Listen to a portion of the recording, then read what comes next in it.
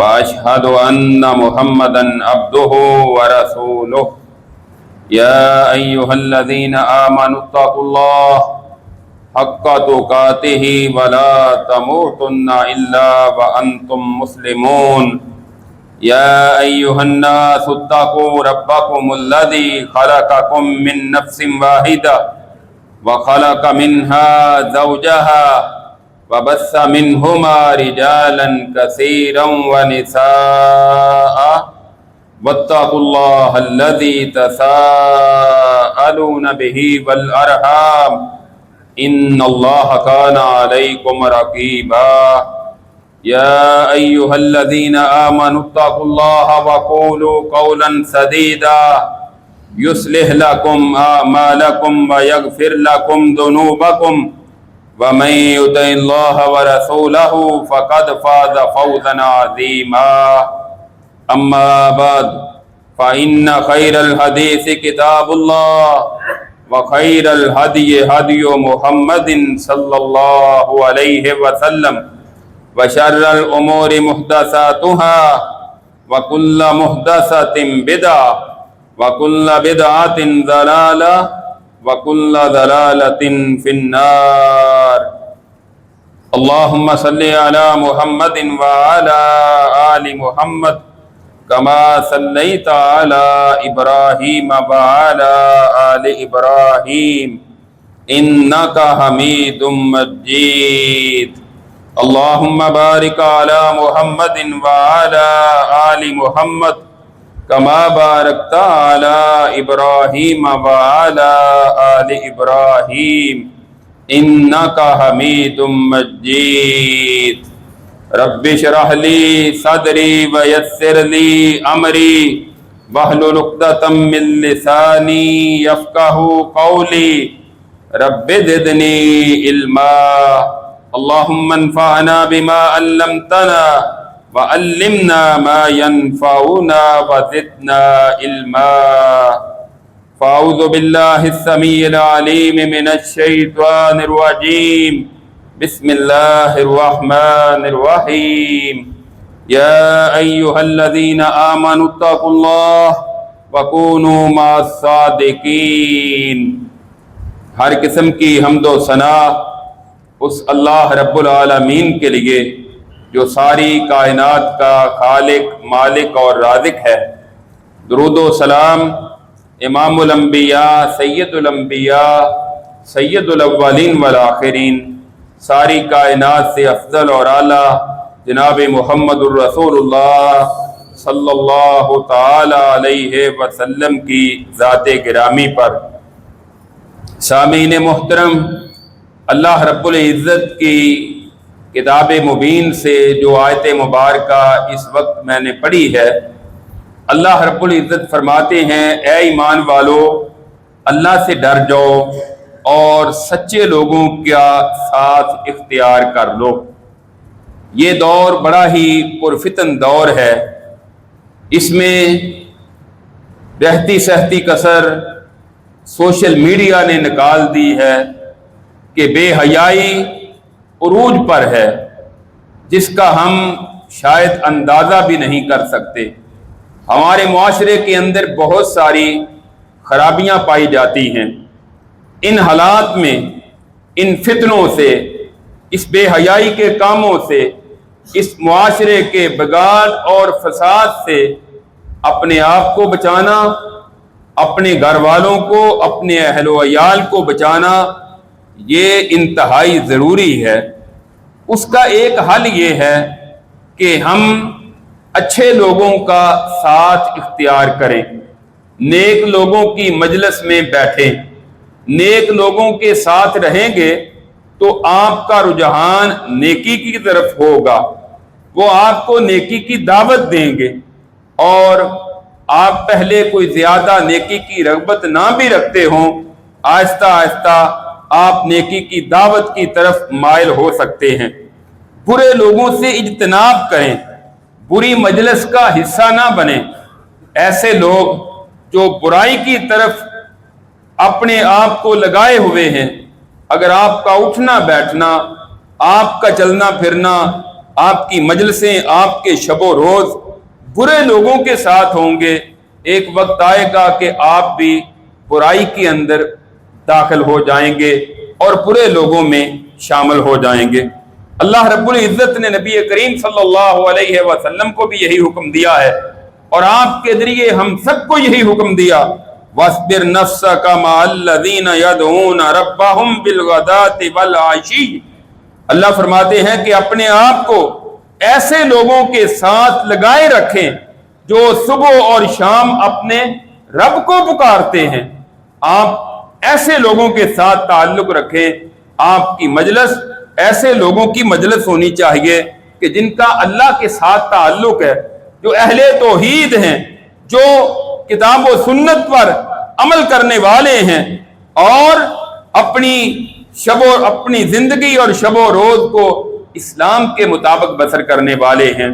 اور سورہ فاتحہ میں بھی اسی بات کی تعلیم دی گئی ہے، اہدنا الصراط المستقیم، یا اللہ ہمیں سیدھا راستہ دکھا دے، صراط الذین انعمت علیہم، راستہ ان لوگوں کا جن پر تو نے انعام کیا۔ اب اللہ کا انعام کن پر ہوا ہے؟ قرآن کریم میں اللہ تعالیٰ نے دوسرے مقام پر اس کا ذکر کیا ہے کہ اللہ کا انعام نبیوں پر ہوا ہے، اللہ کا نام صدیقین پر ہوا ہے، اللہ کا انعام شہداء پر ہوا ہے، اور اللہ کا انعام نیک لوگوں پر ہوا ہے۔ اللہ کہتے ہیں اس سے بڑھ کر اچھائی والے اور کون ہو سکتے ہیں؟ تو نیک لوگوں کا ساتھ اختیار کریں گے، اس کے لیے دعا کریں، ایسے لوگوں کے ساتھ اٹھنا بیٹھنا اختیار کریں تو آپ نیکی کی طرف مائل ہوں گے، آپ کے لیے نیکی کے راستے آسان ہو جائیں گے۔ صحیح بخاری میں حدیث ہے، حضرت ابو موسیٰ اشعری رضی اللہ تعالی عنہ بیان کرتے ہیں، نبی کریم صلی اللہ علیہ وسلم نے ارشاد فرمایا، مثل الجلیس الصالح والسوء کحامل المسک ونافخ الکیر۔ آپ فرماتے ہیں لوگوں، اچھے دوست کی اور برے دوست کی مثال کستوری بیچنے والے اور بٹھی دونکنے والے کی طرح ہے۔ اچھا دوست جو ہے وہ کستوری بیچنے والے کی طرح ہے، خوشبو کا کام کرنے والا، پرفیوم کا، عطر کا کام کرتا ہے۔ آپ نے آگے پھر اس کی وضاحت فرمائی کہ تم ان کے پاس چلے جاؤ گے یا تو جا کر ان سے خرید لو گے، کستوری خوشبو خریدو گے، اچھی چیز آپ نے خریدی ہے، آپ کو اس کا فائدہ ہوگا، یا پھر بیٹھے بیٹھے وہ آپ کو ویسے چیک کروا دے گا، خوشبو لگا دے گا، تب بھی آپ کو فائدہ ہی ہوا ہے، یا پھر نہ آپ خریدتے ہیں نہ وہ آپ کو گفٹ کرتا ہے، آپ کو خوشبو لگاتا بھی نہیں، جب تک اس کے پاس بیٹھے رہیں گے آپ کو اچھی خوشبو آتی رہے گی۔ آپ نے فرمایا یہ اچھے دوست کی مثال ہے، اور برے دوست کی مثال بٹھی دونکنے والے کی طرح ہے، جو بٹھی جلا رہا ہے، آپ اس کے پاس جا کر بیٹھیں گے، کوئی چنگاڑی اڑے گی آپ کے کپڑے پر پڑے گی، آپ کو جلا دے گی، کپڑے جلا دے گی، یا پھر کم از کم جب تک بیٹھے رہیں گے گندی سمیل اور گندی بو آتی رہے گی۔ یہ رسول اللہ صلی اللہ علیہ وسلم نے اچھے اور برے دوست، اچھے اور برے ساتھی کی مثال دے کر اپنی امت کو، اہل ایمان کو ترغیب دی ہے کہ تم نیک لوگوں کا ساتھ اختیار کرو، اچھے لوگوں کا ساتھ اختیار کرو۔ اب کسی حافظ قرآن، قاری قرآن، کسی عالم دین کے پاس بیٹھیں گے، وہ قرآن کی تلاوت کرے گا، آپ کو کوئی حدیث بیان کر دے گا، کسی اچھی بات کی تعلیم دے گا، کسی نیک کام کی آپ کو دعوت دے دے گا، اور اگر کسی برے کے پاس بیٹھیں گے وہ آپ کو سگریٹ دے دے گا پینے کے لیے، آپ ہر روز بیٹھتے ہیں وہ پان دے دے گا، نسوار دے دے گا، یا پھر اس سے بڑھ کر آگے آہستہ آہستہ آپ کو نشے پر لگا دے گا۔ ہمارے معاشرے میں آج کتنے ہی افراد ایسے ہیں جو نشے پر لگے ہوئے ہیں، یہ ہماری سوچ سے باہر ہیں۔ جب کبھی کوئی واقعات ہمارے سامنے آتے ہیں تو حیرانگی ہوتی ہے، اچھے بھلے گھر کے والدین نمازی پرہیزگار، اولاد نشے پر لگ گئی ہے۔ وجہ کیا بنی؟ اس لیے کہ ان کا اٹھنا بیٹھنا برے دوستوں کے ساتھ تھا، ایسی سوسائٹی میں رہتے تھے کہ جہاں برے دوستوں کے ساتھ ان کے شب و روز ہیں، والدین کو پرواہ نہیں ہے کہ ہماری اولاد کہاں ہے، وہ دوستوں کے ساتھ گئی ہوئی ہے، وہ ٹور پر گئے ہوئے ہیں، وہ فلاں جگہ گئے ہوئے ہیں، اور وہ آہستہ آہستہ اس کو نشے پر لگا دیتے ہیں۔ پھر آپ جتنی مرضی کوشش کریں، ایسے لوگ نشے سے پھر باز نہیں آتے. کئی ایسے والدین کہ ہم نے ان کو روتے ہوئے دیکھا ہے کہ بس والدین بڑے اچھے بھلے نمازی دیندار، اولاد غلط راستے پر چلی، غلط دوستوں کے ساتھ چلی. اور ایسے کتنے ہی لوگ آپ کے علم میں بھی ہوں گے، میرے علم میں بھی ہیں، جن کے گھر برباد ہو گئے، اجڑ گئے. وہ دوستوں کے ساتھ گئے، جوے میں پڑے. دوست جوا کھیلتا تھا، یہ بھی آہستہ آہستہ اس کو بھی چسکا لگا جوے کا، اور یہ جوا کھیلتے کھیلتے آہستہ آہستہ اپنا سب کچھ جوے میں ہار کر بیٹھ گیا، تباہ و برباد ہو گیا. کتنے ہی لوگ ایسے آپ کو ملیں گے. تو وجہ کیا بنتی عام طور پر؟ غلط دوستوں کے ساتھ اٹھنا بیٹھنا، ان کے ساتھ دوستی کرنا. اچھا، آپ کا ایک بے نماز دوست ہے، آپ کی اس کے ساتھ بڑی دوستی ہے، آپ اس کے ساتھ بیٹھے ہیں. ایک دن آپ اٹھے نماز کے لیے آ گئے، دوسرے دن تیسرے دن چلو پڑھ لیتے ہیں ابھی چلے جائیں گے. اس نے تو پڑھنی نہیں. آپ کو آہستہ آہستہ نماز سے وہ پیچھے لے جائے گا. پہلے آپ جماعت سے پیچھے گئے، پھر آپ نماز سے فارغ ہو گئے، پھر آگے گناہوں کی طرف شیطان آگے راستے کھولتا جاتا ہے. آہستہ آہستہ وقت ایسا آئے گا کہ وہ بالکل بے دین ہو کر رہ جائے گا. اس طرح کی بہت ساری مثالیں ہمارے معاشرے میں موجود ہیں. اسی طرح اور کئی چیزیں آپ سمجھ سکتے ہیں کہ برے دوستوں کے ذریعے انسان، کوئی برا آپ کا دوست ہے، وہ آپ کو کہتا ہے یار وہ میں نے گاڑی بینک سے لینی ہے، چلو میرے ساتھ. اب آپ کا دوستانہ ہے، آپ انکار نہیں کر سکتے. آپ گئے وہاں، آپ نے کچھ نہیں کرنا، آپ نے صرف وہاں جا کر گواہی دینی ہے. آپ کا میرا بچپن، لڑکپن، جوانی کٹھی گزری، بڑھاپے میں پہنچ گئے، دوستانہ ہے. اب آپ اس کو انکار نہیں کریں گے. وہ جائے گا، آپ نے صرف جا کر گواہی کے سائن کیے ہیں، اللہ کی لعنت آپ پر پڑ گئی، اس لیے کہ آپ نے سود کے کام میں صرف اپنی گواہی ڈال کر برابر کے سود کے معاملے میں آپ شریک ہو گئے. اسی طرح آپ کا کوئی دوست ہے، بڑی آپ کی قربت ہے، ظاہر ہے اس کا کوئی رشتہ دار فوت ہوگا، آپ جنازے پر جائیں گے، وہ اس کے بعد کل 7واں 40واں بدعات کرے گا، آپ ان میں بھی شریک ہوں گے کہ اتنی گہری دوستی ہے، اتنا تعلق ہے، اب میں نہ جاؤں تو کیا وہ کہے گا. بس ایسے ہی لوگوں کی دیکھا دیکھی. وَلَا يَخَافُونَ لَوْمَةَ لَائِمٍ، اللہ کہتے ہیں اہل ایمان کا یہ انداز ہونا چاہیے کہ وہ کسی کی اللہ کے مقابلے میں پرواہ نہ کرے. ایسا بنے، ایسے اپنے آپ کو مضبوط کریں. یا ایھا الذین آمنوا اتقوا اللہ وکونوا مع الصادقین، اے ایمان والو اللہ سے ڈر جاؤ اور سچے لوگوں کے ساتھ ہو جاؤ. اس طرح کی بہت ساری مثالیں سمجھانے کے لیے دی جا سکتی ہیں. وقت کے اختصار کے پیش نظر اپنی بات کو آگے بڑھاتے ہیں کہ آپ ہمیشہ کوشش کریں اچھے لوگوں کے ساتھ دوستی کریں. اس کا فائدہ ہوگا، وہ آپ کو نیکی کی ترغیب دے گا، نیکی کی دعوت دے گا، نیکی کے مواقع آپ کو میسر آئیں گے. بیٹھے بیٹھے آپ کو کئی نیکی کی باتیں بتا دے گا. سیدنا ابراہیم علیہ السلام نے جو کئی دعائیں کی، ان میں سے ایک یہ بھی ہے، رب ہب لی حکما والحقنی بالصالحین، اے میرے رب مجھے حکمت عطا کر دے اور مجھے نیک لوگوں کا ساتھ عطا کر دے. اب دیکھیں جد الانبیاء ہے، انبیاء کے باپ ہے سیدنا ابراہیم علیہ السلام، اور وہ دعا کیا کر رہے ہیں؟ یا اللہ مجھے حکمت عطا کر دے اور مجھے نیک لوگوں کا ساتھ عطا کر دے. اس کا مطلب ہے کہ نیک دوست جو ہے یہ بہت بڑا سرمایہ ہے. نیک لوگوں کی، دوستوں کی قدر کیا کریں کہ وہ آپ کے لیے بہت بڑا سرمایہ ہے. حضرت ابراہیم علیہ السلام دعا مانگ رہے ہیں اللہ سے، خود نبی ہی نہیں جد الانبیاء ہے، اور کہتے ہیں والحقنی بالصالحین، مجھے نیک لوگوں کا ساتھ عطا کر دے.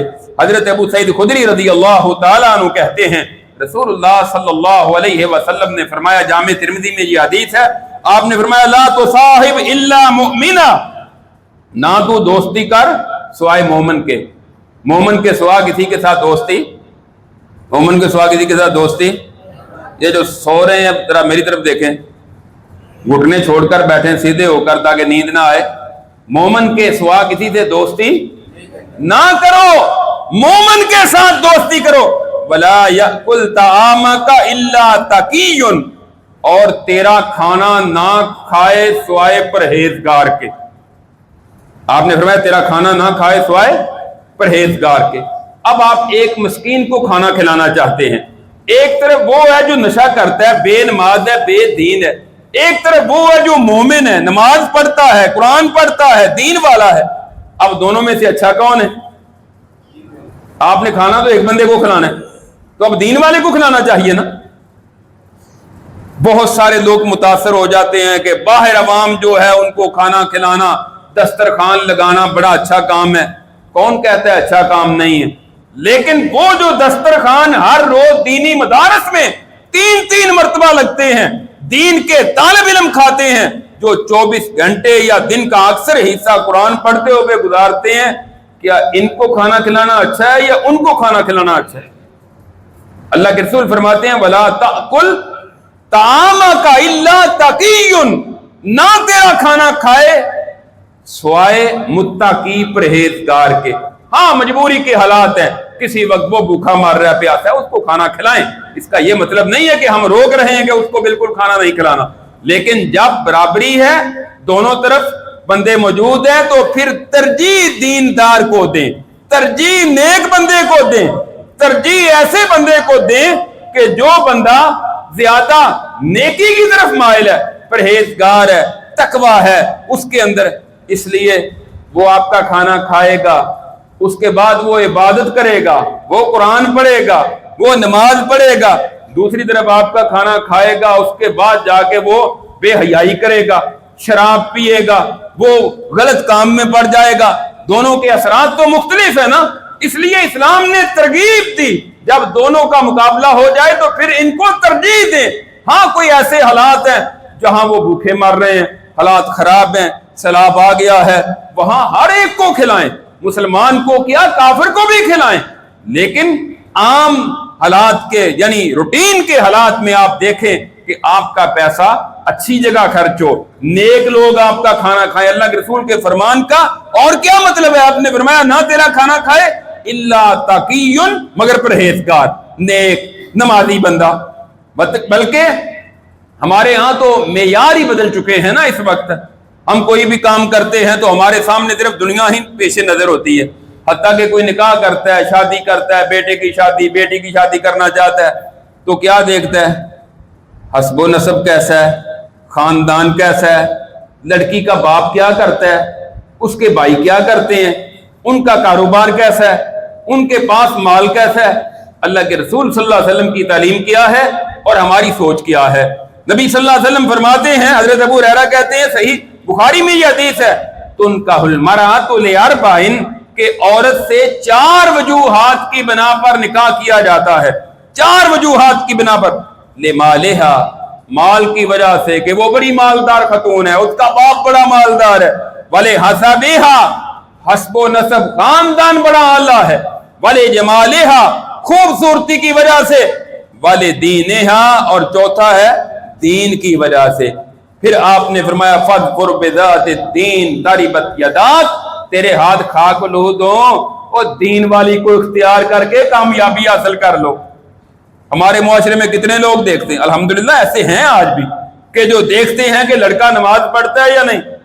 ہمارے ایک دوست ہیں، وہ پہلے یو کے میں تھے، اب وہ وہاں سے ہجرت کر کے مدینہ منورہ آ گئے، مدینہ پہنچ رہے ہیں۔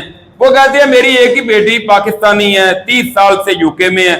وہ کہتے ہیں ایک ہی بیٹی تھی، میں نے نکاح اس کا کرنا تھا تو میں نے کئی رشتے تلاش کیے، جو لڑکا ملتا تصویر بھیجتے رشتہ کرانے والے، میں کہتا اس کی تو داڑھی نہیں ہے، میں کیسے اپنی بیٹی کا رشتہ دے دوں، نمازی ہے یا نہیں؟ کہتے ہیں جس کے ساتھ ہم نے رشتہ کیا اس نے یہی بات دیکھی، نمازی ہے، داڑھی ہے، شریعت کا پابند ہے، کہتے ہیں ہم نے اس کے ساتھ رشتہ کر دیا، اور کوئی بات نہیں۔ تو یہ ہے اصل چیز دیکھنے والی۔ بڑا مال ہے، وہ بعد میں نشہ کرنے والا نکل آتا ہے، وہ جبے والا نکل آتا ہے، اس کا دین کتنا دیکھتے ہیں۔ آج ہماری سوچ اور معیار بدل چکا ہے، برابری میں ہم نے یہی سمجھ لیا ہے کہ مال کتنا ہے، دولت کتنی ہے، ہمیں کیا دیں گے، اس لیے کہ ہم تو بہت غریب ہیں، ہم نے ان کے سہارے پر ہی زندہ رہنا ہے، یہ سوچ بن گئی ہے۔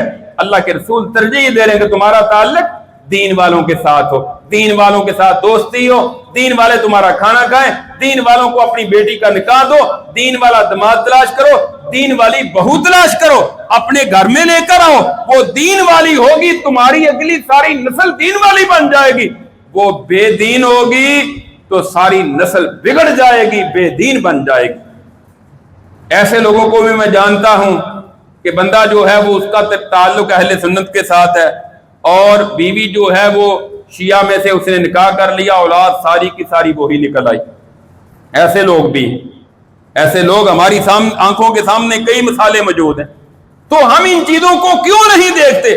ہم نے کامیابی کا معیار صرف اور صرف یہ سمجھ لیا ہے کہ دنیا کا مال، اعلیٰ عہدہ، پوسٹ پر ہے، بس ٹھیک ہے، باقی سب کچھ دیکھی جائے گی، کوئی ضرورت نہیں اس کی دین کو دیکھنے کی، وہ لڑکی ہے یا لڑکا ہے۔ سیدنا ابو ہریرہ رضی اللہ تعالیٰ عنہ بیان کرتے ہیں، رسول اللہ صلی اللہ علیہ وسلم فرماتے ہیں، الرجل علی دین خلیلہ فلینظر احدکم من یخالل، بندہ اپنے دوست کے دین پر ہوتا ہے، اور چاہیے کہ تم میں سے ہر کوئی دیکھے کہ اس کی دلی دوستی کس کے ساتھ۔ بندہ اپنے دوست کے دین پر ہوتا ہے۔ اللہ کے رسول یہ فرما رہے ہیں، یعنی جیسا تمہارے دوست کا دین ہوگا نا، ویسے ہی تمہارا بھی آہستہ آہستہ بن جائے گا۔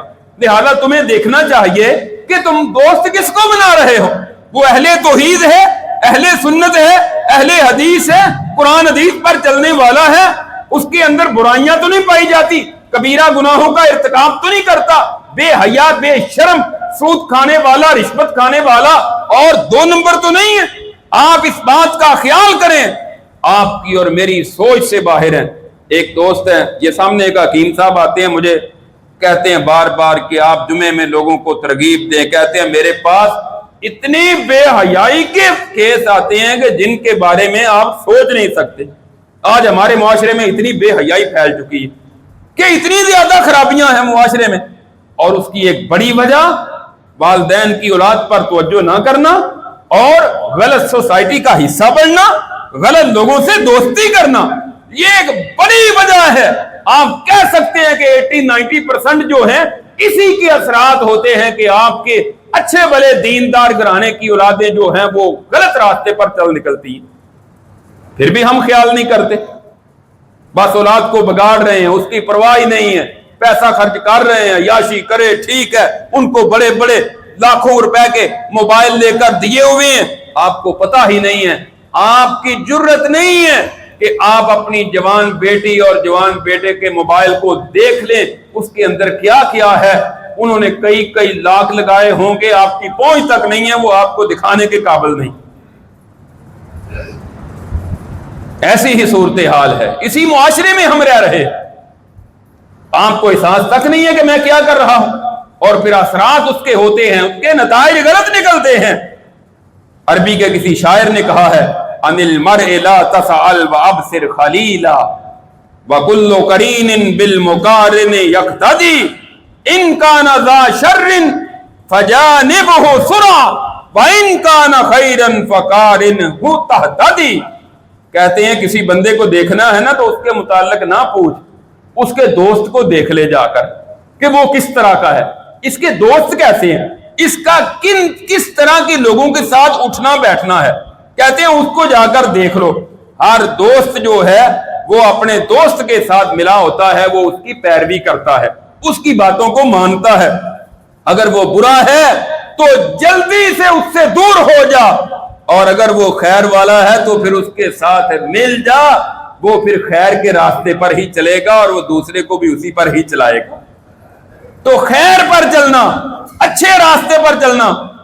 صحیح بخاری میں حدیث ہے، رسول اللہ صلی اللہ علیہ وسلم کے صحابی ابو ہریرہ رضی اللہ تعالیٰ عنہ بیان کرتے ہیں، رسول اللہ صلی اللہ علیہ وسلم نے فرمایا کچھ فرشتے ایسے ہیں اللہ ان کو آسمان سے بھیجتے ہیں، وہ روئے زمین کے چکر لگاتے ہیں، زمین پر پھرتے رہتے ہیں، پھر وہ جہاں کوئی مجلس دیکھتے ہیں نا، قرآن حدیث کی مجلس، جہاں لوگ اللہ کی عبادت کر رہے ہیں، قرآن حدیث سیکھ رہے ہیں، سکھا رہے ہیں، پڑھ رہے ہیں، درس قرآن کسی جگہ ہو رہا ہے، کسی جگہ حدیث پڑھائی جا رہی ہے، قرآن کا ترجمہ تفسیر پڑھایا جا رہا ہے، وہ فرشتے اس مجلس کو آ کر پروٹوکول دیتے ہیں، اس کا حصہ بن جاتے ہیں۔ یہ حدیث صحیح بخاری میں ہے۔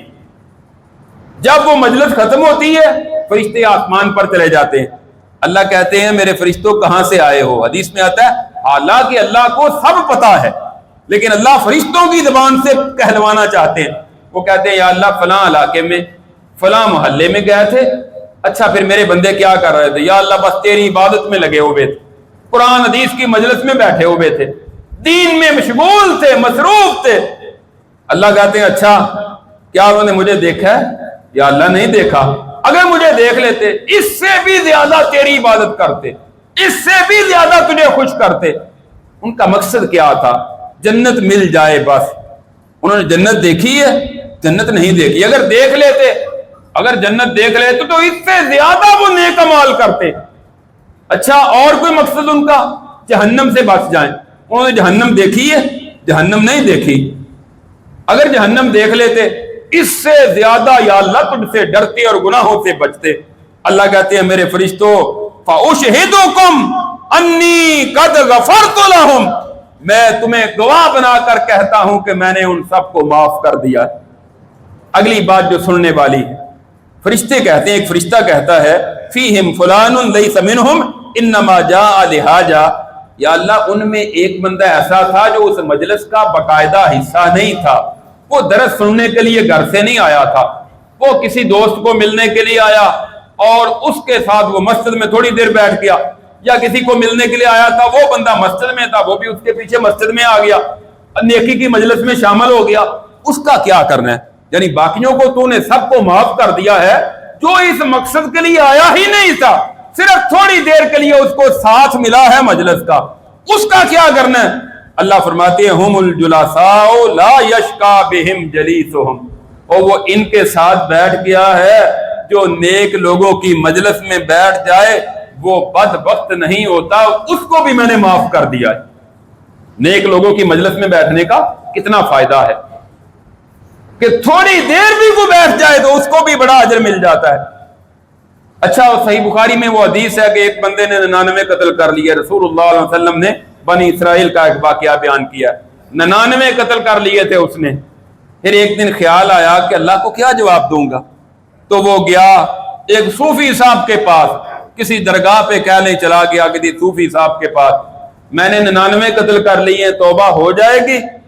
99 قتل ایک معاف نہیں ہوتا، 99 کر لیے کوئی توبہ نہیں ہوگی۔ اس نے تلوار پاس سے نکالی، اس کی گردن اڑائی، اس نے کہا چلو پھر سینچری پوری ہو جائے، 100 پورا کر لیتے ہیں۔ 100 پورا ہو گیا، کچھ وقت گزرا، پھر ایک دن احساس ہوا۔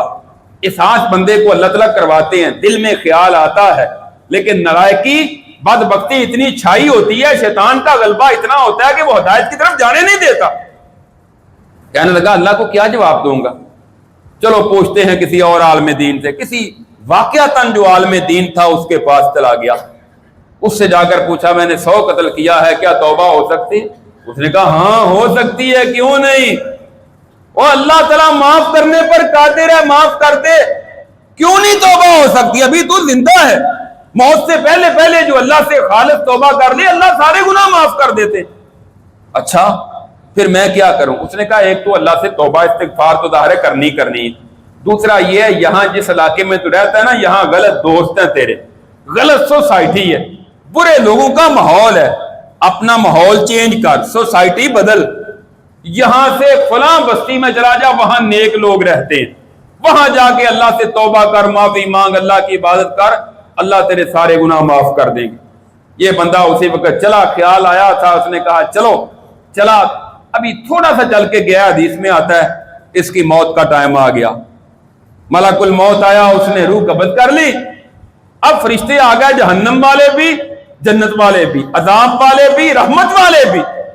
جہنم والے جو فرشتے ہیں، عذاب والے، وہ کہنے لگے یہ بندہ ہم نے جہنم میں لے کر جانا ہے، کیوں؟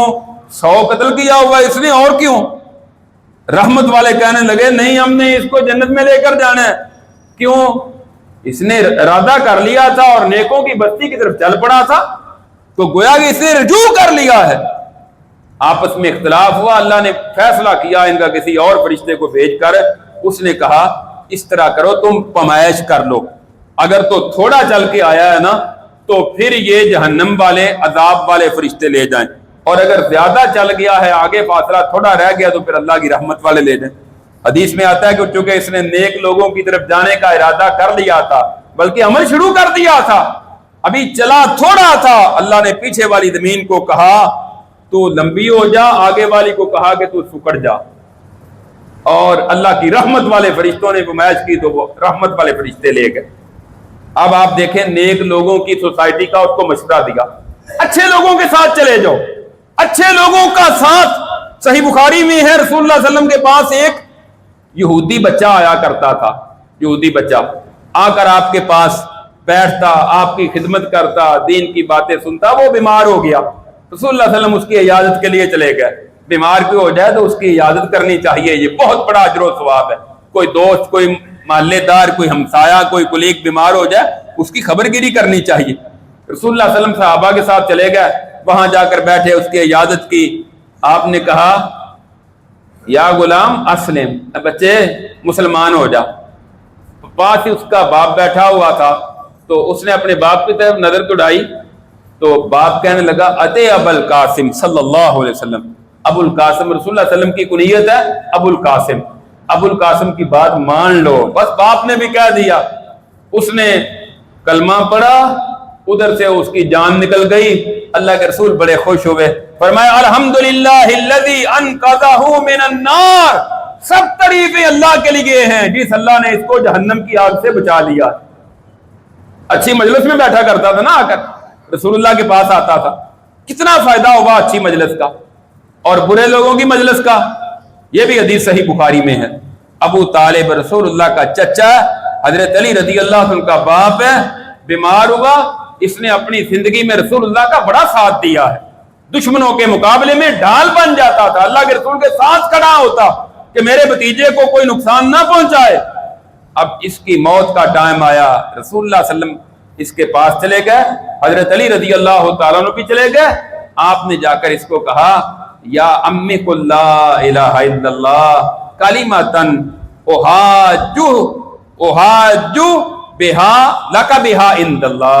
اے چچا لا الہ الا اللہ پڑھ لے، یہ ایک ایسا کلمہ ہے تو پڑھ لے گا نا تو میں اللہ کے سامنے دلیل کے طور پر پیش کر سکوں گا، یا اللہ میرے چچا نے مرنے سے پہلے پہلے کلمہ پڑھ لیا تھا. اب ابو طالب نے غور و خوض کیا کہ میں پڑھ لوں. پاس ہی ابو جہل اور عبداللہ بن ابی امیہ پاس دونوں بیٹھے ہوئے تھے، کافر بدبخت. دونوں کہنے لگے اترغب ملت عبد المطلب، اترغب ملت عبد المطلب، کیا اپنے باپ دادا عبد المطلب کا دین تو چھوڑ دے گا؟ حدیث میں آتا ہے وہ مسلسل کہتے رہے ابو طالب کو کہیں محمد صلی اللہ علیہ وسلم کی بات نہ مان لینا، اپنے باپ دادے کے دین پہ پکا رہو. ابو طالب کی زبان پر آخری کلمات یہ تھے وعلی ملت عبد المطلب، میں اپنے باپ عبد المطلب کے دین پر ہی مرتا ہوں. ادھر سے جان نکل گئی. رسول اللہ فرماتے ہیں میرا چچا بھی جہنم کی آگ میں جائے گا، جہنم کا عذاب دیا جائے گا اس کو بھی. عذاب ہلکا ہوگا لیکن جہنم کا ہلکا عذاب بھی کوئی معمولی نہیں ہے. اس کے پاؤں میں آگ کا جوتا پہنایا جائے گا، دماغ اس طرح کھولتا ہوگا جس طرح ہنڈیا چولہے پر کھولتی. وہ اچھی سوسائٹی میں تھا، یہ برے معاشرے کے ساتھ تھا. اس کے دوست اچھے تھے، اس کے دوست برے ہیں. وہ یہودی بچہ کلمہ پڑھ کے اسلام میں داخل ہو سکتا ہے اور یہ اللہ کے رسول کا سگا چچا ہے، آپ کی خدمت کرتا رہے، آپ کا ساتھ دیتا رہے، لیکن آج یہ جہنم کا ایندھن بن گیا ہے. قرآن کریم کی بھی کئی آیات میں اللہ تعالیٰ نے اس بات کی تلقین کی ہے کہ اے ایمان والو، جس جگہ اللہ کی آیات کو مذاق کیا جا رہا ہو، اللہ کی آیات کا انکار کیا جا رہا ہو، تم اس مجلس میں نہ بیٹھا کرو. ایسے لوگوں کے ساتھ تمہارا اٹھنا بیٹھنا نہیں ہونا چاہیے. وَإِذَا رَأَيْتَ الَّذِينَ يَخُوضُونَ فِي آيَاتِنَا فَأَعْرِضْ عَنْهُمْ حَتَّى يَخُوضُوا فِي حَدِيثٍ غَيْرِهِ. جب آپ دیکھیں کہ کسی مجلس میں آپ بیٹھے ہیں، وہاں لوگ اللہ کی آیات کو مذاق کر رہے ہیں، آپ وہاں سے اٹھ جائیں، ان سے منہ پھیر لیں. ہاں تب ان کے ساتھ بیٹھیں جب وہ کوئی اور باتیں کر رہے ہوں، تو پھر تمہیں اجازت ہے. دین کو مذاق کرنے والوں کے ساتھ بھی تم نے نہیں بیٹھنا، وگرنہ تم بھی ان کے ساتھ ہی ہوگے اور تمہارا شمار بھی ان کے اندر ہوگا. اس کا ذکر بھی قرآن نے کیا ہے. اور قیامت والے دن اس بات کا پچھتاوا ہوگا. اگر دنیا میں احساس نہیں نہ کیا، میں سمجھا رہا ہوں کسی نے نہیں سمجھا، ٹھیک ہے جمعہ ہوا، جمعہ پڑھ لیا، چلے گئے، ٹھیک ہے، بچے اسی طرح کے اسی طرح، اپنے دوست اسی طرح کے اسی طرح. قیامت کے دن کیا ہوگا؟ اللہ نے قرآن کریم میں اس بات کا ذکر کیا ہے وَيَوْمَ يَعَضُّ الظَّالِمُ عَلَىٰ يَدَيْهِ يَقُولُ يَا لَيْتَنِي اتَّخَذْتُ مَعَ الرَّسُولِ سَبِيلًا. اللہ فرماتے ہیں ظالم اپنے ہاتھوں کو کاٹے گا اپنے منہ کے ساتھ، دانتوں کے ساتھ، اور کہے گا کاش کہ میں نے رسول کے ساتھ مل جاتا, رسول والا راستہ اختیار کر لیتا. یا ویلتا لیتنی لم اتخذ فلانا خلیلا, ہائے افسوس کاش کہ میں فلاں کو اپنا دوست نہ بناتا, جس نے مجھے ورگلایا, مجھے گمراہ کر دیا, کاش کہ میں اس کے ساتھ دوستی نہ کرتا. لقد اضلنی عن الذکر بعد اذ جاءنی وکان الشیطان للانسان خذولا. ہائے شیطان نے مجھے نصیحت آ جانے کے بعد مجھے گمراہ کر دیا, اور وہ ٹائم پر ساتھ چھوڑ دینے والا ہے, وفا کرنے والا نہیں ہے. وہ بڑا غدار ہے, گمراہ کرتا ہے پھر پیچھے ہٹ جاتا ہے کہ بس اب تو تباہ ہو گیا ہے, اب مجھے بھی کوئی ضرورت نہیں ہے. اور سورہ صافات میں اللہ تعالیٰ نے ایک جنتی کا ذکر کیا ہے کہ ایک جنتی جنت میں چلا جائے گا نا, تو وہ وہاں کہے گا جا کر, جنتی آپس میں بیٹھے ہوئے ہوں گے, بادشاہوں جیسے تخت لگے ہوئے ہوں گے آمنے سامنے, اور مجلس لگی ہوئی ہوگی دوستوں کی, اچھے دوست ہوں گے نا آپس میں جنتی. کیونکہ رسول اللہ صلی اللہ علیہ وسلم نے فرمایا صحیح بخاری میں, المرء مع من احب, بندہ اس کے ساتھ ہوگا جس کے ساتھ وہ محبت کرتا ہے. بندہ اس کے ساتھ ہوگا قیامت کے دن جس کے ساتھ وہ محبت کرتا ہے. اس لیے بعض صحابہ کہتے تھے ہماری محبت اللہ کے رسول کے ساتھ ہے, ابو بکر کے ساتھ ہے, عمر کے ساتھ ہے رضی اللہ عنہما. اگرچہ ہمارے اعمال ان جیسے نہیں, لیکن اللہ نے یہ کہا ہے رسول اللہ کی زبان مبارک سے, بندہ اس کے ساتھ ہوگا جس سے محبت کرتا ہے. ہم ان سے محبت کرتے ہیں, قیامت کے دن ہم ان کے ساتھ ہوں گے. تو اس کے لیے یہ جنتی جائے گا, جنت میں بیٹھا ہوگا, سامنے سارے جنتی بیٹھے ہوں گے, تو وہاں یہ کہے گا قال قائل منہم انی کان لی قرین, کہے گا او میرے دوستو, میرا ایک ایسا بھی دوست تھا دنیا میں جو مجھے کہا کرتا تھا یقول وانک لمن المصدقین اذا متنا وکنا ترابا واذا من انا لمدینون. دنیا میں میرا ایک دوست تھا, وہ مجھے کہا کرتا تھا وہ کیا تو بھی آخرت کی تصدیق کرتا ہے, اور جب ہم مٹی ہو جائیں گے, ہماری ہڈیاں رہ جائیں گی, گوشت پوست ختم ہو جائے گا, کیا ہمیں دوبارہ پھر زندہ کیا جائے گا اور کیا ہمیں بدلہ دیا جائے گا؟ یہ جنتی دوسرے جنتی دوستوں کو کہے گا قال هل انتم مطلعون فاطلع فرآہ فی سواء الجحیم, اور کیا تم اس کو دیکھنا چاہتے ہو؟ وہ دیکھو گے اس کو, پھر یہ جب اس کو جان کے دیکھیں گے تو وہ برا دوست جہنم کے درمیان میں پڑا ہوگا. قرآن کہتا ہے جہنم کے درمیان میں پڑا ہوگا. یہ اس کو کہے گا قال تاللہ ان کدت لتردین, اوے اللہ کی قسم قریب تھا تو دنیا میں مجھے بھی بہکا دیتا, تو مجھے بھی ہلاک کر دیتا, تو مجھے ایسی ایسی باتیں کرتا تھا, قریب تھا کہ تو مجھے ہلاک کر دیتا. ولولا نعمت ربی لکنت من المحضرین, اگر میرے رب کا مجھ پر احسان نہ ہوتا آج میں بھی جہنم والوں میں پڑا ہوتا. یہ تو میرے اللہ نے مجھ پر احسان کیا. یعنی دوست جو ہیں وہ ہلاک کر دیتے ہیں, تباہ کر دیتے ہیں, برباد کر دیتے ہیں. پھر لوگ کہانیاں سناتے ہیں, نہیں جی وہ ہمارا بچہ تو ایسا ہی تھا. اور آج کل تو ویسے بھی اداروں نے کافی سختی کی ہوئی ہے, جرائم پیشہ لوگ جو ہیں ان پر کافی سختی ہے. اپنی اولاد کا خیال رکھو, وگرنہ پھر ساری عمر پچھتانا پڑے گا. نگرانی کیا کرو, تیرا بیٹا ساری رات کہاں رہتا ہے تجھے پتہ ہی نہیں. اتنا سیدھا سادہ ہے کہ بس وہ دوستوں کے ساتھ گیا ہوا ہے, وہ تو خود کیوں نہیں ساتھ جاتا اگر کوئی ضروری ہے, کوئی مجبوری ہے. خیال کرو اپنی اولاد کا, اپنی مجلسیں دیکھو, اپنے دوست دیکھو, یہ بڑی پتے کی باتیں ہیں, وگرنہ کل کو دنیا میں بھی پچھتانا پڑے گا اور قیامت کے دن اپنے ہاتھوں کو کاٹ کاٹ کر کھائے گا اور کہے گا کاش میں ایسے بندے کو اپنا دوست نہ بناتا جس نے مجھے گمراہ کر دیا, جس نے مجھے غلط راستے پر لگا دیا. اللہ رب العزت سے دعا ہے اللہ ہمیں کتاب و سنت پر عمل کرنے کی توفیق عطا فرمائے. آخر دعوانا الحمدللہ رب العالمین.